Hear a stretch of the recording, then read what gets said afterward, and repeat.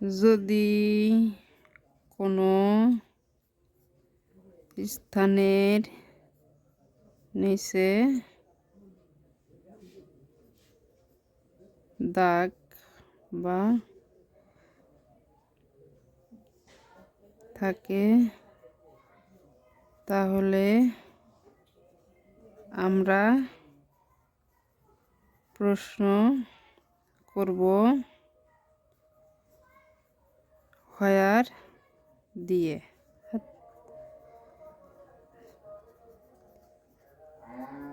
যদি কোনো ব্যক্তির নিচে দাগ থাকে তাহলে প্রশ্ন করব কি দিয়ে? হু দিয়ে।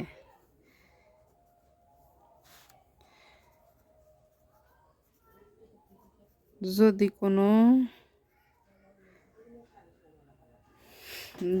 কোনো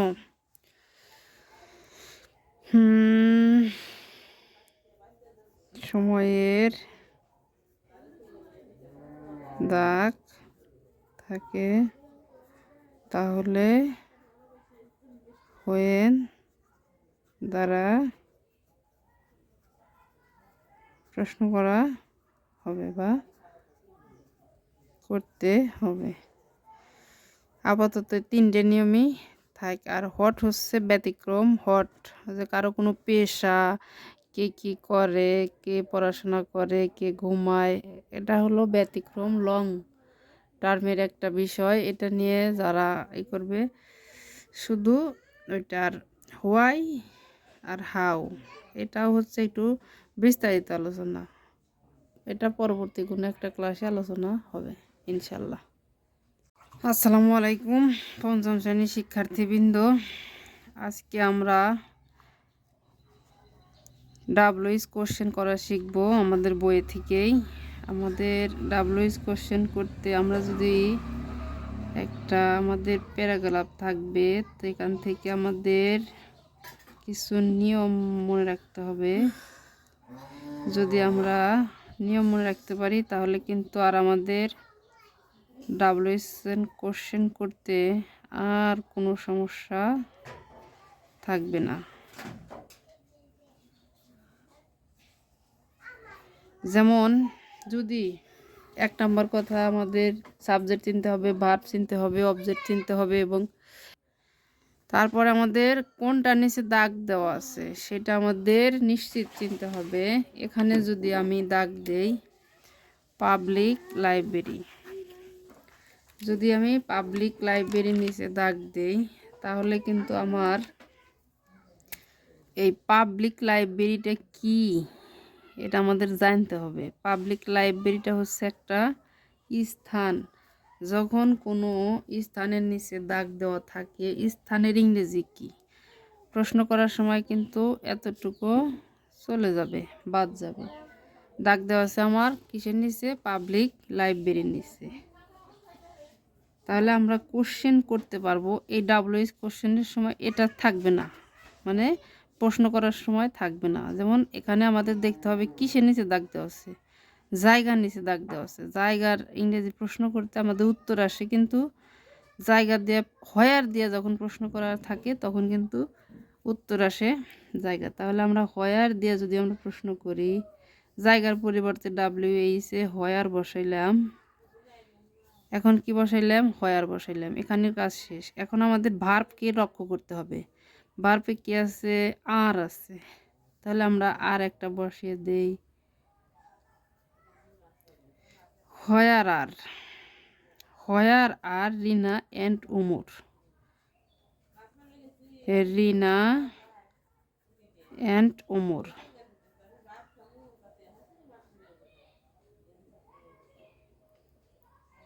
হোয়ার are Rina and Umar.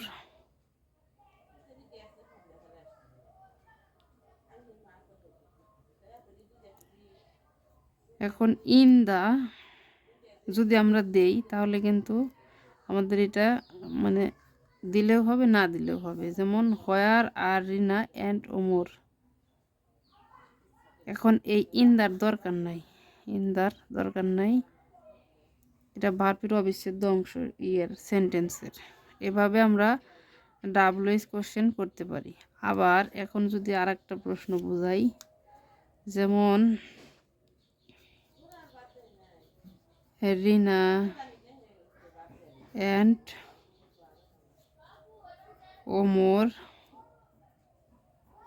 R in the public library. এখন এই রিনা আর ওমরের নিচে দাগ দেওয়া থাকবে। কিসের নিচে? রিনা এবং ওমরের নিচে দাগ দেওয়া আছে। তাহলে আমরা কি করব? এটা নিচে দাগ দেওয়া আছে, এটা আমাদের প্রশ্নে তোলা যাবে না। তাহলে আমাদের সেক্ষেত্রে কি করতে হবে? সেক্ষেত্রে আমরা এই যে কোশ্চেনে কি করব,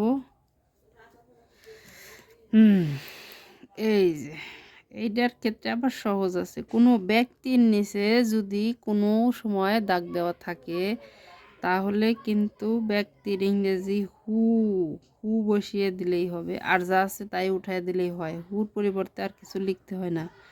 হু আর ইন দ্য পাবলিক লাইব্রেরি, এই যে সুন্দর করে কোশ্চেন মার্কটা যেন আমাদের থাকে। এটা যদি না থাকে তাহলে কিন্তু আমাদের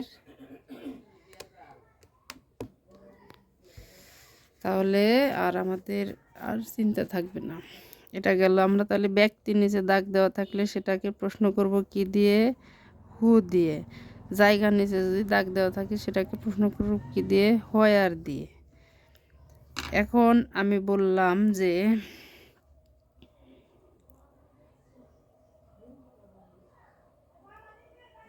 on their way back I introduce a library.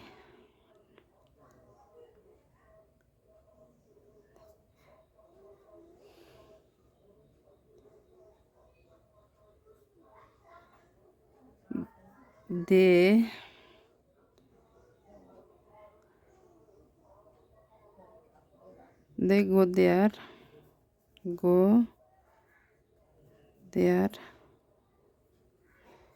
in the afternoon.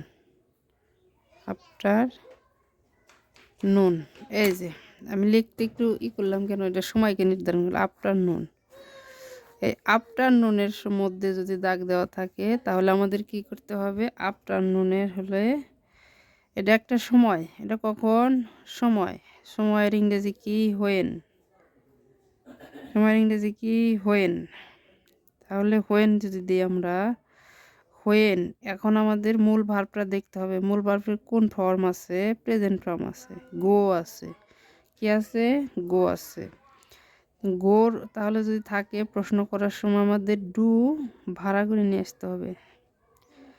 When do, তারপরে সাবজেক্ট দে, মূল ভার্ব গো দেয়ার,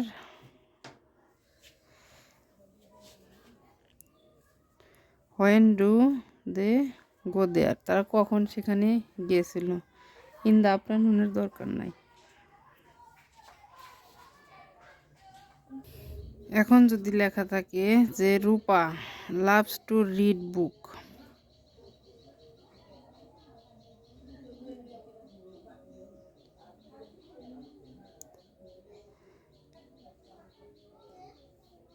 এই রিড বুকের নিচে দাগ দেওয়া থাকলে তাহলে আমরা কি দিয়ে প্রকাশ করব?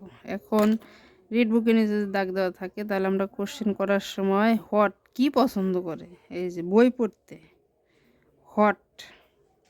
এই যে লাভের সাথে ইয়েস আছে, এখানে রূপা হচ্ছে subject third person singular number, এই জন্যে এখানে ডাজ আনতে হবে, ডুতে হবে না। প্রেজেন্ট ইনডিফিনিট টেন্সের ভার্বের সাথে এস বা ইয়েস থাকে। আমাদের আগের ক্লাসগুলো না দেখলে কিন্তু এই ডাব্লিউএস কোশ্চেনে মিস হবে বা বোঝা সমস্যা হবে। যাই হোক, হোয়াট ডাজ, এখন সাবজেক্ট আমরা বসাবো রূপা। এখন মূল ভার্বের প্রেজেন্ট ফর্ম লাভ, কারণ ডাজ এখানে চলে গেছে, এস, এই জন্য লাভ টু, শেষ।